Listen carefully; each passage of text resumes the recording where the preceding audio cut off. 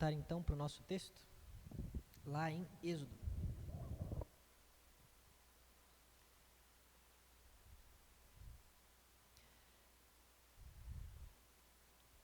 Quem é que lembra onde a gente parou?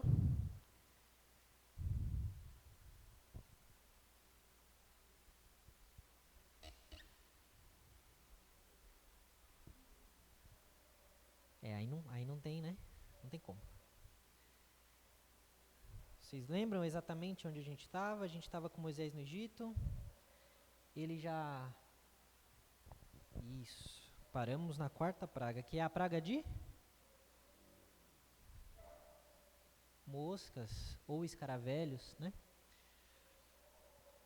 Então agora nós vamos para o capítulo 9, direto para a quinta praga. No capítulo 9, nós vemos mais uma vez o embate entre Moisés e o faraó, e o Senhor manda Moisés voltar até o faraó e dizer aquilo que ele vem dizendo já desde a primeira praga. Olha, deixe o meu povo ir. Deixe o meu povo ir para que meu povo me adore, porque se você não deixar aí, vou fazer cair uma praga sobre o Egito. E agora ele vai começar a descrever as pragas que virão para o faraó. Ele vai começar a dizer para o faraó o que está por vir, porque agora as pragas vão começar a se intensificar. E elas vão começar a se intensificar até o momento em que não vai sobrar praticamente nada do Egito. Então Deus está avisando para dizer assim, ó, para que ninguém acuse o Senhor de ser pego de surpresa, para que ninguém acuse o Senhor de ter feito sem ter avisado. Deus está avisando para o faraó, olha, deixa o meu povo ir, porque se você não deixar o meu povo ir, eu vou fazer com que uma peste terrível caia sobre o seu rebanho, tanto sobre os cavalos, quanto sobre os jumentos, sobre os camelos, sobre todo tipo de gado e sobre as ovelhas. Só que, mais uma vez, Deus faz uma distinção entre o povo do Egito e o seu povo. E no verso 4 ele diz que fará uma distinção entre os rebanhos de Israel e os rebanhos do Egito, para que nada do que pertence ao povo de Israel morra ou sofra com essa peste. E ali, vendo isso, o povo poderá reconhecer, tanto os israelitas quanto os egípcios, que o Senhor é quem está protegendo o povo. E o Senhor é quem está julgando o povo egípcio. Então, no dia seguinte, aconteceu aquilo que Deus disse que aconteceria. Todo o rebanho egípcio morreu de peste. Só que os rebanhos dos israelitas não morreram sequer um animal. E o faraó, desconfiado que poderia haver algum truque, mandou verificar os animais dos israelitas. E quando ele vai verificar os animais, adivinhe, nenhum animal de fato havia morrido na terra dos judeus. Só que o texto nos lembra que o coração de Faraó se endureceu e ele não deixou o povo ir. Então, conforme nós vamos vendo, praga após praga, nós vemos Deus julgando um dos deuses egípcios. E com isso, Deus querendo mostrar para o povo egípcio que as suas divindades, os seus deuses, eram falsos, mas mais do que isso, Deus estava acima de todos eles. E o deus egípcio da vez é um deus chamado Hathor, que muitas vezes era representado com uma cabeça de vaca. Esse deus era considerado protetor justamente do gado. Era uma deidade associada principalmente à prosperidade e à proteção desses animais. Quando Deus causa a morte de todo o rebanho do Egito, ele está dizendo, a proteção desse seu Deus não vale de nada. Porque ele que deveria proteger o gado de vocês, e não o dos israelitas, não fez o papel dele. Por quê? Porque esse Deus não tem poder. Porque ele não é Deus. Na verdade, sou eu que estou tendo o poder de dizer quem morre e quem vive. Seguindo adiante no verso 8, Deus vai voltar até Moisés e vai dizer, olha Moisés, é o seguinte, dessa vez você vai pegar cinza de um forno que já foi usado, pegue cinzas desse forno. E aí você vai pegar essa cinza e você vai atirar no ar diante do faraó. Essa cinza que você atirar diante do faraó, ela vai se transformar num pó bem fino. e esse pó vai se espalhar por toda a terra do Egito. E esse pó vai fazer com que os egípcios sejam enchidos de tumores, de úlceras. Mas não só nos egípcios, como também no seu gado e nos seus animais. Então, Moisés fez o que Deus mandou. Pegou as cinzas de um forno, se apresentou até o faraó e atirou essas cinzas no mar. E então, a Bíblia diz que essas cinzas se transformaram em tumores que arrebentavam em úlceras nas pessoas e nos animais. Mais uma vez, nós vamos ver os magos sendo colocados como alguém que não tem poder algum sobre isso. Porque, vocês lembram, né? Nas primeiras 2 pragas, os magos tentaram copiar a Deus e enganaram o faraó. Mas desde então, eles não conseguiram mais fazer os sinais. E aqui, o texto diz que eles sequer puderam permanecer diante do faraó, diante de Moisés, justamente por causa dos tumores. Os magos também foram atingidos por esses tumores. Só que o texto nos diz que o Senhor endureceu o coração de Faraó. E ainda assim, Faraó não ouviu Moisés e não deixou o povo ir. Nessa praga em específico, tem 2 coisas que eu queria tratar. Primeiro, o Deus atingido, né, o Deus egípcio atingido, e o que seria essa cinza. Primeiro, o Deus egípcio desafiado é um que se chama Sekhmet. Não sei pronunciar corretamente, mas é algo por aí. E essa deusa é justamente uma deusa da cura e da guerra, além de ser vista como protetora contra doenças.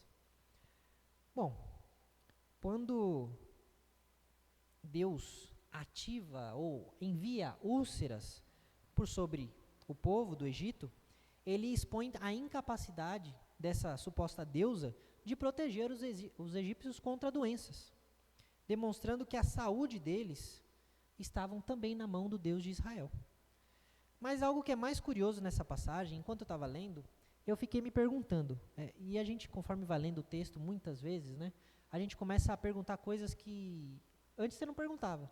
E eu lendo o texto falei, mas por quê? Cinzas num forno. A maioria das pessoas lê isso e fala, passa batido, né, cinza no forno, tacou. E isso, eu falei, mas por que cinza no forno? Ele poderia ter atirado qualquer coisa, areia, pó, poderia, qualquer coisa. Por que cinzas no forno? Daí eu fui pesquisar, né? E existem basicamente 4 linhas, 4 vertentes que os estudiosos atribuem para o fato de Deus ter ordenado que fossem jogadas especificamente cinzas de um forno na presença do faraó. Na primeira delas, é que na cultura egípcia, as cinzas eram associadas, logicamente, ao fogo e frequentemente, por estar associado ao fogo, ao julgamento. Então, o forno, sendo um lugar de fogo e calor, poderia simbolizar justamente o sofrimento e a purificação.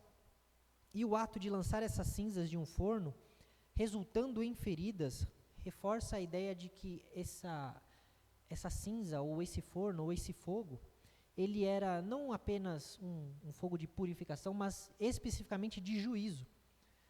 Reforça que Deus estaria ativamente julgando a terra do Egito, principalmente contra a injustiça que eles fizeram o povo de Israel sofrer. Mas a segunda opção, que eu acho que pode até estar atrelada com a primeira, é que o Egito antigo, eles valorizavam uma pureza ritual. Era uma nação muito religiosa. E úlceras e feridas, assim como no caso posterior à lei mosaica, elas eram impurezas que impossibilitavam o povo de fazer ou cumprir os seus rituais religiosos. E quando as cinzas são lançadas e resultam em feridas, isso torna todos eles ritualmente impuros. E isso é um desafio direto ao sistema religioso egípcio. Agora eles, tanto os sacerdotes quanto o povo em geral, estariam impossibilitados de realizar os seus rituais e os seus cultos às suas divindades. Deus estaria também desestabilizando a religiosidade do Egito. Mas o terceiro ponto nos leva a uma ironia, que se os irmãos, as irmãs pegarem durante toda a narrativa bíblica, Deus ele gosta, principalmente através dos profetas, de, através de atitudes, de certa forma, irônica, provocar os povos que se opõem a ele. E alguns teólogos vão apontar justamente que o forno ele poderia remeter simbolicamente ao trabalho forçado dos israelitas. Lembram? Os israelitas tinham que fazer o quê? Tijolos para o Egito. E como era a produção desses tijolos? Era justamente cozidos em fornos. Então é como se, ao lançar essas cinzas diante do faraó, Deus estivesse lembrando ao Egito que ele impôs sofrimento ao povo hebreu, enquanto os escravizava, forçando a assar tijolos. Lembra que o faraó ele obrigou o povo a produzir 2 vezes mais, mesmo tendo que pegar, né, o material por si próprio. O faraó deixou de fornecer o material para que eles fizessem os tijolos e ainda cobrou que eles fizessem mais do que eles faziam, ou igual ao que eles faziam. E aqui, Deus está lembrando, olha, todo o mal que vocês fizeram ao povo, a escravidão que vocês impuseram a eles, isso vai se reverter como mal diante de vocês. Mas o quarto ponto, o último ponto, a praga dessas úlceras vai justamente desafiar os deuses, mas não só aquele que eu citei, mas outros como Ísis, não sei pronunciar isso aqui, Imhotep, que eram considerados deuses também da cura e da medicina. E a incapacidade desses deuses de aliviar ou de proteger contra as feridas mostra justamente a superioridade de Deus. Então nós vemos em 4 questões diferentes, Deus julgando o povo, Deus trazendo uma retribuição para o sacrifício ou para a tortura que os egípcios colocaram sobre os judeus, e vemos também ele julgando tanto o sistema religioso quanto as divindades do Egito. E em tudo isso Deus revela a ineficiência dos deuses do Egito e mostram que ele é o Senhor. Faraó, a primeira coisa que ele disse para Moisés, quando Moisés se dirigiu a ele, foi o quê? Quem lembra? Primeira coisa que o faraó disse. Alguém lembra? Moisés chegou até o faraó e falou, deixa o meu povo ir. Na primeira fala entre os dois. E o faraó respondeu o quê? Quem é o Senhor para que eu deixe o povo ir? Não conheço. Agora Deus está apresentando o seu currículo, seu cartão de visitas, pois esse é o Senhor. Muito acima dos deuses que você diz aí, que está com você. Então no verso 13 do capítulo 9, Deus vai novamente dizer a Moisés, olha, levanta cedo e vá até o faraó. E você vai dizer o seguinte, aquele velho roteiro que eu já te disse. Deixe o meu povo ir, para que adore ao Senhor. Porque se você não deixar ir, aí vem a novidade. Dessa vez, eu vou enviar todas as minhas pragas sobre o seu coração, sobre os seus oficiais e sobre o seu povo, para que você saiba que em toda a terra não há ninguém com que seja semelhante a mim. E aí Deus vai dizer uma coisa interessante no verso 15, porque eu já poderia ter estendido a mão para ferir você e o seu povo com peste, e você teria sido cortado da terra. Aí no verso 16 ele diz, mas em verdade foi para isso que eu mantive, para mostrar a você e o meu poder, e para que o meu nome seja anunciado sobre toda a terra. Deus está falando assim, minha mão vai pesar. Se você achou que o negócio estava feio, como diz o sábio, o filósofo, sabe de nada inocente, né? O pior está por vir. Porque eu, diz o Senhor, poderia há muito tempo ter acabado com a sua vida, eu podia ter te matado. Mas eu te mantive vivo justamente para que você conhecesse quem eu sou e que não há ninguém na terra como eu. Mas não só você, mas o seu povo também. Mas não só o seu povo, o meu povo também. E não só eles, toda a terra. Porque depois que os israelitas saem do Egito, toda aquela região fica sabendo do que aconteceu e toda aquela região fica com medo do povo. Então Deus estava se fazendo conhecer através de todas essas pragas que caíam no Egito. E aí Deus pergunta para o faraó, você ainda vai se levantar contra o meu povo para não deixá-lo ir? Mesmo vendo tudo isso, você ainda vai querer continuar dando murro em ponta de faca? Pois bem, amanhã, por esse tempo, eu farei cair uma forte chuva de pedras, em algumas traduções, granizo. E essa chuva tem uma pequena diferença, porque ela vai ser como nunca houve no Egito. desde o dia em que foi fundado até os dias de hoje. Agora, mande recolher o seu gado. Olha só o que Deus vai falar. Manda recolher o seu gado.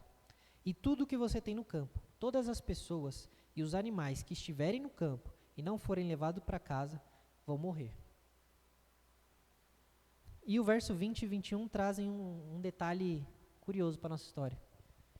Os oficiais do faraó, que temiam a palavra do Senhor, fizeram com que os seus servos e o seu gado fossem para casa. Os oficiais do faraó. Porém, aqueles que não se importavam com a palavra do Senhor deixaram que os seus servos e o seu gado ficassem no campo. Olha só que interessante. Deus está avisando que agora a praga vai ficar pior do que já estava. Mas não só isso. Deus está dando a chance do povo sobreviver. Está dizendo, vai cair uma chuva de pedra e que vai ser terrível. Ninguém nunca no Egito, na história do Egito, ouviu falar de algo como o que vai acontecer amanhã. E se vocês quiserem se salvar, vão para casa. E que não digam que eu não avisei. E aí tinha povo dentro da corte do faraó que temia a palavra do Senhor. Porque tudo que eles já tinham visto, né? Falar, esse aí não dá pra gente brincar com ele. Se Moisés falou, é porque provavelmente vai acontecer. Então, parte do povo ouviu Moisés. Parte do povo, de fato, se preocupou e deu atenção. Mas outra parte não. E então Deus vai dizer a Moisés, estenda a mão sobre o céu, e cairá chuva de pedras em toda a terra do Egito, sobre as pessoas, sobre animais e sobre as plantas do campo e na terra do Egito. Moisés então estende a sua mão e Deus faz sair trovões e chuva de pedras, e o texto diz que faz descer fogo sobre a terra. E o Senhor fez cair chuva de pedras sobre a terra do Egito, de maneira que a pedra e o fogo misturado com a chuva de pedras era tão grave como nunca houve em toda a terra do Egito, desde que veio ser uma nação. E o texto vai dizer que tudo o que tinha na terra, tudo o que havia no campo, sejam pessoas, sejam animais, tudo isso pereceu. A chuva chegou a quebrar todas as árvores dos campos. Somente na terra de Gósen, onde estavam os filhos de Israel, não houve essa chuva. E então, como já fez outras vezes, né? Faraó volta, arrependido, com seus ossos ruídos, né? Suas orelhas fartas. E ele diz assim para Moisés, dessa vez pequei, Moisés, dessa vez eu pequei. Das outras não, mas dessa vez ele pecou. O Senhor é justo, porém eu e meu povo somos ímpios. Orem ao Senhor, pois já bastam esses grandes trovões e a chuva de pedra. Eu deixarei vocês ir, e não ficarão mais aqui. Mas Moisés sabia que isso era mentira. E ele disse para o faraó, quando eu sair dessa cidade, eu vou estender a mão ao Senhor, e os trovões e a chuva, tudo isso vai passar, para que você saiba que a terra é do Senhor. Mas quanto a você e aos seus soldados, aos seus oficiais, eu sei que vocês não temem ao meu Deus. O faraó estava se fazendo de coitado. Estava falando, Moisés, muito bem, veja bem, eu acredito em você, mas era da boca para fora. Era só para que aquilo acabasse. Só que Moisés sabia. Por quê? Porque Deus já tinha avisado, eu vou endurecer o coração do faraó. Moisés sabia que não adiantava acreditar em faraó. E ele vai dizer algo curioso no verso 31 e 32. Ele diz que o linho e a cevada foram destruídos, porque a cevada já estava na espiga e o linho estava em flor. Porém o trigo e o centeio não sofreram dano, porque ainda não haviam nascido.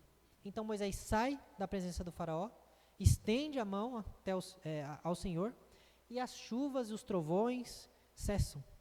E quando o faraó vê que tudo isso acabou, tudo cessou, está tudo em paz de novo, ele endurece o seu coração de novo. E o texto diz que não só ele, mas os oficiais também. Mesmo aqueles que o texto diz que ouviram e temeram a palavra do Senhor, endureceram o seu coração.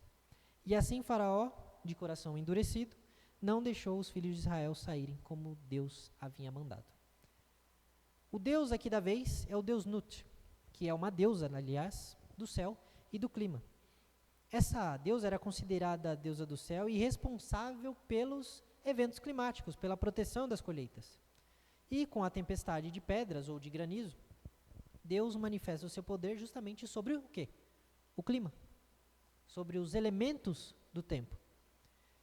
E esse Deus, esse suposto Deus do Egito, não teve controle algum para proteger a terra do Egito ou para fazer parar essa chuva. Ela só parou quando Moisés orou a Deus e Deus assim o fez.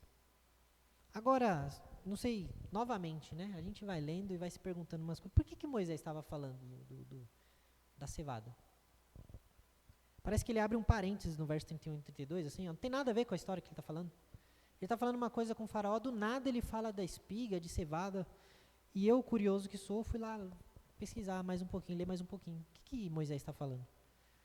E esse detalhe, que ele parece um detalhe, nada mais do que isso, eu descobri que ele tem intrigado não só eu, mas um monte de gente. E eu descobri que um monte de gente escreveu também sobre isso. E no contexto das pragas, a primeira coisa que eu encontrei é que esse trecho, ele indica a cronologia entre as pragas. Muitos comentaristas vão dizer que essa passagem é uma pista cronológica que sugere justamente o período em que elas ocorrem. Por quê? Porque a cevada e o linho, eles amadurecem entre fevereiro e março. E enquanto o trigo e o centeio, eles vão amadurecer um pouquinho mais tarde, entre abril e maio. Isso significa que a praga desse granizo, dessa chuva de pedras, ocorreu no início da primavera, justamente no período da colheita, quando os egípcios precisavam colher aquilo que foi danificado pela chuva. Essa especificidade de tempo, ela ajuda a entender as consequências e o estrago no impacto econômico que teve sobre toda a terra do Egito. Outra coisa que esse detalhe nos mostra é que a preservação do trigo e do centeio como uma demonstração de misericórdia de Deus. Mesmo quando Deus aplicava o seu juízo, ele preserva alguns dos recursos para os egípcios. O texto não diz que foi tudo destruído, mas quase tudo foi destruído. O julgamento de Deus foi punitivo, é verdade, mas, ao mesmo tempo, Deus estava concedendo tempo para que aquela nação se arrependesse e percebessem quem Deus é. A misericórdia de Deus, principalmente se nós percebermos ela ligada com a praga que virá a seguir, mostra que Deus está dando tempo para que as pessoas vejam que não tá bem seguir o faraó, não. Eles precisam mudar. Eles precisam perceber que o que Moisés está dizendo é real. E o terceiro ponto aqui, terceiro e quarto, era justamente desafiar a persistência do faraó. Aqui é um teste indireto da teimosia do faraó. Deus, ao poupar essas colheitas, dá ao faraó também a oportunidade de reconsiderar a sua posição antes que a próxima praga chegue. Repare que o período de colheita acontece mais ou menos ali entre fevereiro e abril e maio. Então, alguns meses se passam. Então, Deus está dando uma chance, tanto para o povo quanto para o próprio faraó, reconsiderarem a sua postura diante de Deus. E a persistência do faraó revela a obstinação do seu coração em ignorar os sinais que Deus estava mandando. Por último, um comentarista chamado Douglas Stuart, ele sugere que o detalhe sobre as colheitas destaca o impacto econômico dessas pragas. O linho, ele era usado para a fabricação de tecido, e a cevada era usada para alimentos e bebidas, até provavelmente na questão da cerveja, que é bem antiga. Então, a perda desses recursos afeta sim a economia do Egito, porém ela não afeta de forma total, porque o trigo e o centeio foram poupados, e o trigo e o centeio serviriam temporariamente, só que eles, por si só, não poderiam sustentar toda a economia, como fazia a cevada e o linho. Isso significa que a devastação de Deus, ela estava sendo gradual e, de novo, dando tempo para que as pessoas se arrependessem. Se os irmãos e as irmãs se lembrarem, algo parecido ocorre nos relatos do Apocalipse, onde a cada selo, a cada trombeta, a cada taça da ira de Deus, os sinais vão se intensificando. E Deus está avisando o povo: arrependam-se dos seus pecados, antes que seja tarde demais. E o povo permanece duro. Bom, aí nós vamos para o capítulo 10. Deus vai voltar até Moisés e vai dizer: ó, você vai falar lá com o faraó de novo. E é engraçado que dessa vez, Deus ele fala: você vai falar com o faraó, porque eu endureci o coração dele. Tipo assim, vai falar para ele sabendo que ele não vai te ouvir, mas você vai falar. E aí quando você for falar com ele, eu vou fazer os meus sinais no meio deles, e aí você vai poder contar os seus filhos, aos seus filhos, né? E aos filhos dos seus filhos, como eu zombei do povo do Egito. Quantos sinais eu fiz no meio deles, e vocês saberão que eu sou o Senhor. Então Moisés e Arão vão novamente se apresentar diante do faraó, e vão dizer novamente: deixe o povo ir. E aí eles vão dizer: ó, Deus endurece o coração de alguns, para que não reste dúvida diante de mim. Deixe o meu povo ir, para que me adore. Se você não deixar o meu povo ir, eis que amanhã trarei gafanhotos ao seu território. Eles cobrirão a terra de tal maneira que não será possível ver o chão. Eles comerão o restante que escapou da chuva de pedras. Os gafanhotos encherão as suas casas, as casas dos seus oficiais, a casa de todo o Egito, como nunca antes fizeram, nem os seus antepassados desde o dia em que estabeleceram na terra até o dia de hoje. Então Moisés se sai da presença do faraó, e os oficiais do faraó dizem até o faraó: até quando esse homem será um perigo para nós? Deixa essa gente ir para que adorem o Senhor. Deixa o povo ir logo, faraó. O povo estava clamando para o faraó: meu Deus, será que o Senhor não percebe? A gente está sofrendo por sua causa. Mas o texto diz que esses oficiais também endureceram o seu coração. E então eles pedem para o faraó: deixa o povo ir. A gente está arruinado, o Egito está arruinado, a gente está em frangalhos, a gente não tem mais nada. Está quase tudo perdido. E aí, o faraó manda trazer de volta Moisés e Arão, e eles voltam para lá. E faraó vai dizer no verso 8: vão e adorem o Senhor, o seu Deus. E aí faraó vai querer impor, mais uma vez, ele quer impor as suas condições. E ele vai dizer: mas eu gostaria de saber quem é que vai. Aí Moisés vai responder: nós, vai todo mundo. Eu, os jovens, os nossos velhos, os nossos filhos, as nossas filhas, nosso rebanho, vai todo mundo. Nós iremos porque temos que celebrar uma festa ao Senhor. E aí o faraó, né, achando que está em condições de negociar, vai dizer no verso 10: que o Senhor esteja de fato com vocês se eu permitir que vocês saiam e levem junto as crianças. Ou seja, ele está desafiando Deus. É tipo assim: se vocês saírem inteiros, é melhor que, se vocês saírem todos, é melhor que Deus esteja com vocês mesmo. Vejam, vocês têm más intenções. Só que não é assim que vai ser.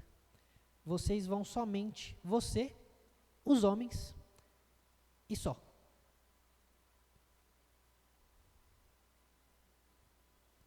O faraó está impondo uma ordem. Ele ainda não entendeu que ele não manda aqui. E antes que Moisés pudesse falar qualquer coisa, eles expulsam Moisés e Arão da presença de faraó. E aí Deus vai falar para Moisés: Moisés, avisei, não avisei? Pois bem. Agora estende a mão sobre a terra do Egito, para que venha gafanhoto. Moisés estende a mão. Quando Moisés estende a mão, Deus faz vir sobre a terra do Egito um vento leste. Todo dia, durante todo aquele dia, ventou muito do leste. E quando amanheceu no dia seguinte, o texto diz que o vento leste trouxe os gafanhotos.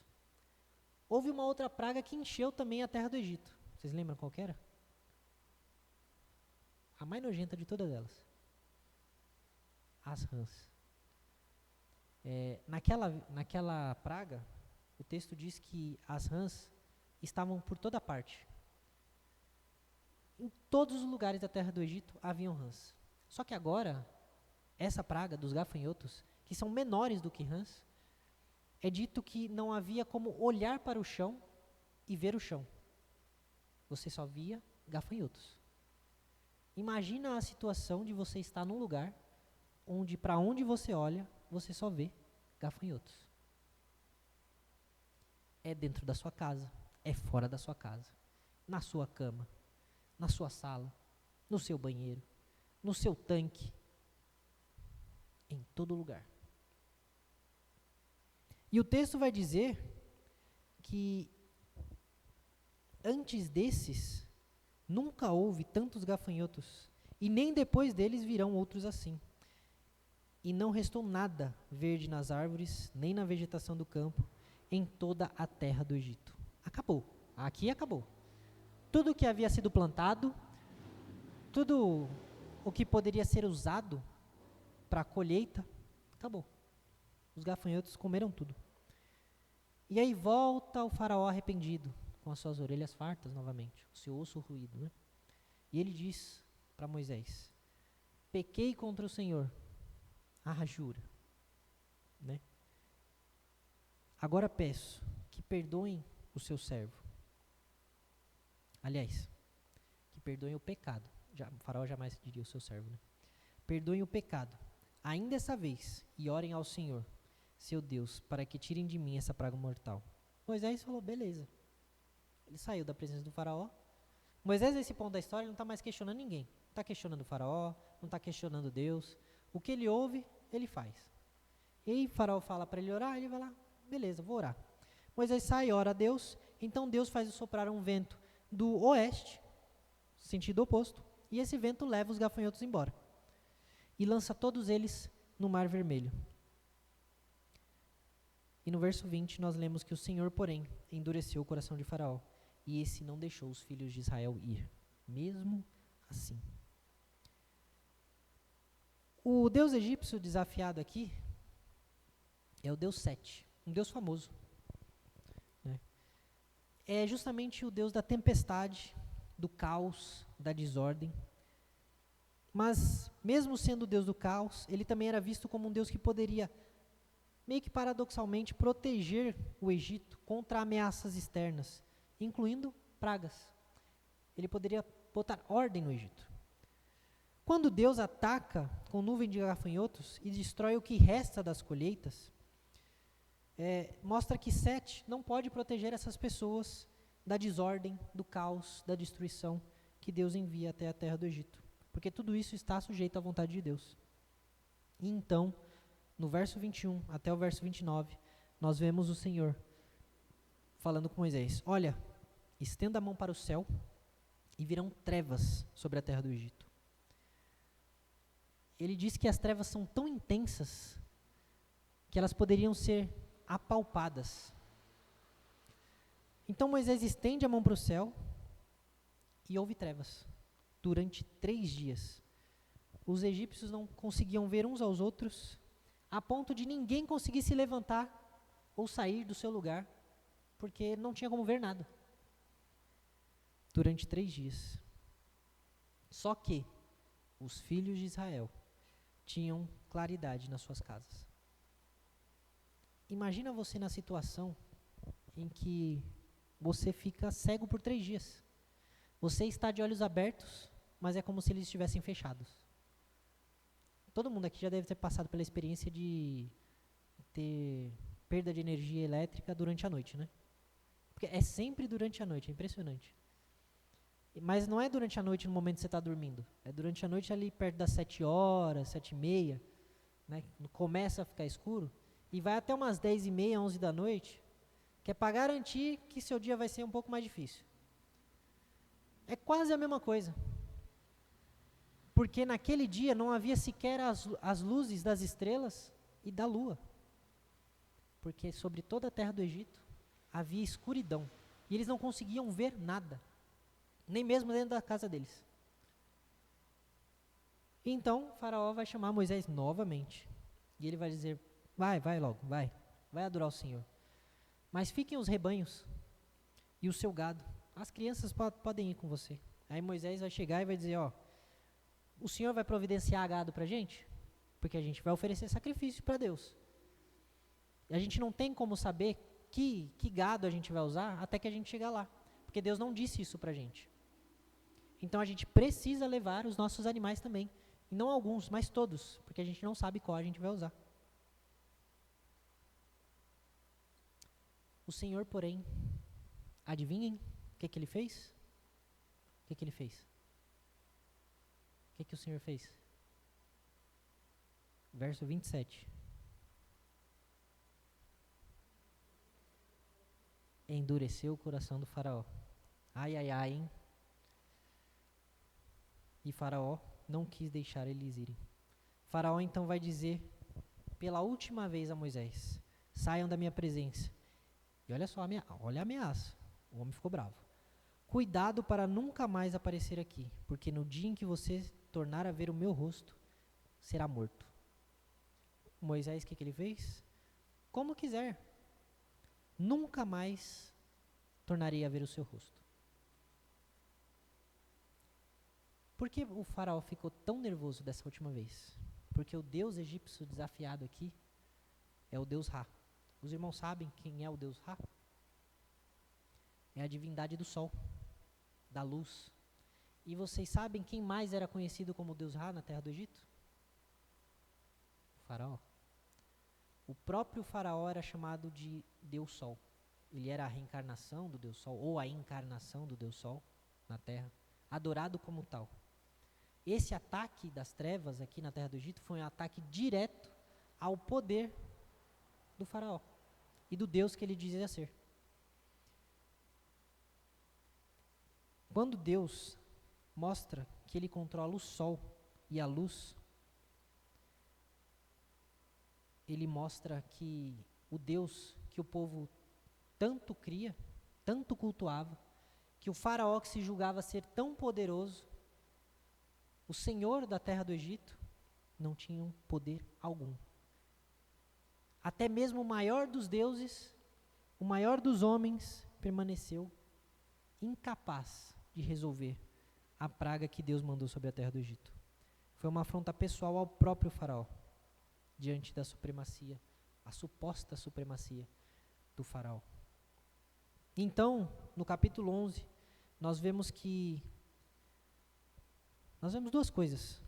Parece que Moisés já saiu da presença do faraó, né? Mas não parece, ao mesmo tempo que parece, não parece. Vocês vão entender. Moisés disse que o faraó nunca mais veria o seu rosto. No versículo 1 do capítulo 11, Deus vai dizer para Moisés avisar para o povo que vai vir uma praga sobre o Egito e que essa praga seria a última. Então o faraó deixaria eles saírem. Antes deles saírem, era para eles irem até os vizinhos egípcios, pedir para que esses vizinhos dessem a eles objetos de prata e ouro. E o Senhor fez justamente com que os vizinhos encontrassem, que os judeus, os israelitas, encontrassem favor com seus vizinhos. O texto diz que o próprio Deus fez com que aquele povo egípcio abençoasse o povo de Israel com os seus bens, com prata e com ouro. E diz que o próprio Moisés era homem famoso na terra do Egito, aos olhos dos oficiais e aos olhos do povo. Então o povo sabia já quem era Moisés a essa altura, sabia que o Deus a que Moisés estava representando ali, de fato, era poderoso. E o povo vendo isso e querendo que eles vão embora logo, eles oferecem parte da sua prata e do seu ouro. Porém, na próxima parte do texto, no verso 4, nós vemos que Moisés ainda está na frente do faraó, porque Moisés vai dizer o seguinte: assim diz o Senhor, perto da meia-noite, passarei pelo meio do Egito, e todo primogênito na terra do Egito morrerá, desde o primogênito do faraó, que está no trono, até da escrava que moe a farinha, ou seja, desde o mais alto poder até o mais baixo da pirâmide, ironicamente. Haverá grande clamor na terra do Egito, como nunca houve antes, nem haverá jamais. Porém, contra nenhum dos filhos de Israel, desde os homens até os animais, nem mesmo um cão rosnará, para que vocês saibam que o Senhor fez distinção entre os egípcios e os israelitas. E Moisés vai continuar. Por que Moisés ainda está na presença do faraó? Porque lembra que se ele aparecesse de novo, ele ia morrer. Então, ele ainda está lá. E ele vai dizer o seguinte, ó: então todos esses seus oficiais descerão a mim, ele dizendo ao faraó, não será nem você, será os seus oficiais, vão descer a mim e se inclinarão diante de mim, dizendo, saiam daqui você e todo o seu povo que o segue. E depois disso sairei. E o texto diz que Moisés sai enfurecido da presença de Faraó. Ele sai irado, nervoso, fechando porta com força, chutando o guarda na frente. Ele sai porque foi a gota d'água. Então o Senhor disse a Moisés, verso 9, o Faraó não vai ouvir vocês, para que as minhas maravilhas se multipliquem na terra do Egito. Então Moisés e Arão fizeram todas essas maravilhas diante do Faraó, mas mesmo com o aviso da última praga, da morte iminente, o Faraó não ouviu Moisés, porque o Senhor endureceu o seu coração e não permitiu que os filhos de Israel saíssem da terra. Bom, vamos parar por aqui hoje, porque os próximos capítulos são longos e vão ser justamente os capítulos onde nós teremos a instituição da Páscoa e a última praga. Mas antes da gente encerrar o nosso estudo de hoje, vamos para 7 pontos em que a gente pode refletir diante desse texto que nós tivemos lido. Primeiro, o poder da cura e da doença está na mão de Deus. É Deus quem cura e muitas vezes é Deus quem adoece também. Não são todas as doenças que são a mão de Deus. Assim como nem toda cura é uma cura de Deus. Os demônios também fazem milagres. Alguns falsos profetas também fazem milagres. Então a gente não pode ficar refém de sinais, porque o diabo também tem poder. Mas é fato que Deus cura aqueles a quem esperam nele. Se não cura nessa vida, certamente cura na eternidade. Deus está acima da nossa medicina, está acima da nossa sabedoria. Deus é capaz e soberano de curar, seja qual for a doença, ainda que não tenha cura. Se Ele vai curar ou não, aí não sabemos, mas Deus cura. Segunda coisa é que, mesmo diante de um povo idólatra, Deus demonstra misericórdia. Deus deu tempo para o povo egípcio se arrepender. Deus não destruiu tudo de uma vez só. Assim como nós vemos no livro de Apocalipse. Deus não derramou as 7 taças de uma vez, que Ele poderia. Poderia simplesmente acabar com todo mundo, arrebatar a igreja e acabar com todo mundo. Deus não derramou a sua ira de uma vez só. Ele vai aos poucos, gradativamente avisando. Isso não vai dar certo. Abandone os seus caminhos. O fim está chegando. Vocês estão me deixando nervoso. A minha paciência tem limite. Vocês podem viver, mas vocês precisam mudar de vida. O caminho que vocês estão seguindo é a morte. É isso que Deus faz, Ele avisa. Mas Deus não avisa para sempre. Chega um momento em que Ele executa o seu juízo. Chega um momento em que a praga é a última praga. E a gente precisa, voltar, se arrepender antes da última praga, antes que seja tarde demais. Terceiro ponto é que o castigo de Deus, quando ele pesa sobre nós, a gente precisa perceber se nós precisamos nos arrepender, porque às vezes Deus nos castiga. A Bíblia diz que Deus só castiga o filho que ama. Deus só repreende o filho que ama. Então, não é incomum nós vermos ímpios prosperando e vivendo uma vida boa enquanto pecam à vontade. Eles não são filhos de Deus. Deus não tem que educá-los. Eles são filhos do pai deles, que é o diabo, como diz o próprio Jesus. E o diabo não está preocupado em educar ninguém. O diabo é aquele pai que entrega tudo na mão, desde que a pessoa sirva a ele. Deus não quer as coisas de qualquer jeito. Deus é um Deus de ordem. Deus é um Deus santo, correto, justo. E às vezes, quando nós erramos, Deus pesa a mão. Ele não só adverte, Ele corrige. E a gente precisa aprender a perceber quando é correção de Deus, quando é Deus corrigindo a nossa vida, para que a gente possa, então, nos arrepender e, nos arrependendo, mudar, para não cometer o mesmo erro.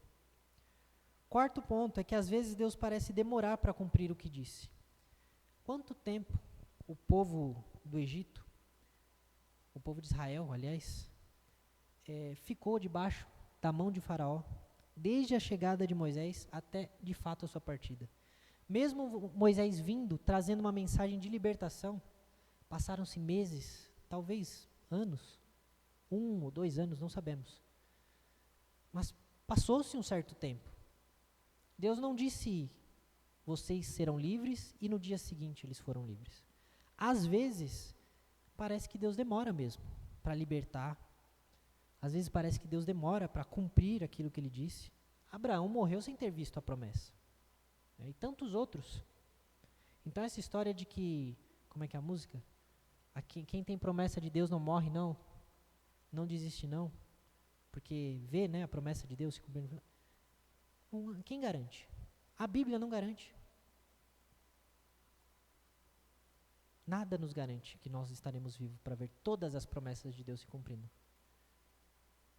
Mas que Deus cumpre, Ele cumpre. O livro aos Hebreus vai dizer que esses heróis da fé, mesmo não tendo visto a promessa sendo cumprida em vida, eles creram que haveriam de ver essa promessa superiormente, numa pátria superior, num lar celestial. Abraão creu que Deus, se fosse preciso, ressuscitaria Isaac, mas cumpriria a sua promessa. Abraão creu que moraria na terra em que Deus prometeu, ainda que aquela terra fosse uma outra terra, um novo céu e uma nova terra. Nós não podemos perder de vista que, embora Deus possa não nos dar tudo aquilo quanto Ele prometeu, Ele certamente nos fará ver todas as promessas que Ele fez ao seu povo. Se não aqui, no porvir. Às vezes, 4.1, Ele pode permitir que o seu povo, que a igreja, esteja no meio de uma nação arruinada. Olha ao nosso redor. Como está o Brasil hoje? Mas o Brasil é só um exemplo. A gente tem países que estão piores que o Brasil. Nós temos países que sequer a igreja é permitida. E mesmo aqueles onde ela é permitida, nós temos países onde a igreja está morta. Pouquíssimos são os que ainda cultuam a Deus. Deus às vezes permite que o seu povo passe momentos em uma nação corrupta, em meio a governantes que são tiranos, em meio a nações que sequer acreditam em Deus. E isso nos leva até o próximo ponto. Deus endurece o coração de alguns para que não reste dúvida de quem é que manda. Mas por que Deus endureceu o coração do faraó? Se Deus deixasse, o faraó teria crido. Teria. Mas aí a gente entra naquela velha questão que Paulo vai tratar aos Romanos, no capítulo 9. Quem somos nós, homens, para discutir com o Criador? Quem somos nós, vasos de barro, para dizer a quem nos fez, por que me fizeste assim? Ou por que não fizeste isso? Deus endurece a quem quer, assim como usa da sua misericórdia com quem quer. O coração de Faraó estava duro? Estava. Deus obrigou o coração de Faraó a estar duro? Sim e não, porque o coração de Faraó já estava duro. A dureza no coração de Faraó não foi contra a sua vontade. Faraó foi obstinado em estar contra Deus. Então, ele não é inocente. Deus não apontou uma arminha na cabeça de Faraó e falou, você vai endurecer seu coração, senão o negócio vai ficar feio. Não. Faraó endureceu seu coração. E ao mesmo tempo nós vemos a mão de Deus agindo através de todas essas coisas. Mas como é que eu entendo isso? Como é que eu explico isso? Como é que eu faço para que eu entenda isso? Tente entender a Trindade, se for possível. Tente entender como Deus, sendo homem, morreu numa cruz, sendo que Deus não morre. Tem certas coisas que nós não conseguimos entender. Mas foi a parte humana de Jesus que morreu, mas aí nós estamos separando a natureza de Deus? Então quer dizer que você espírito é uma coisa e você corpo é outra? Não funciona. As coisas não são simples assim. Então existem coisas que nós devemos olhar e dizer assim, eu não entendo, eu não sei. Porque no nosso contexto ocidental, a gente tem medo de dizer não sei, né? A gente tem medo de não ter certeza.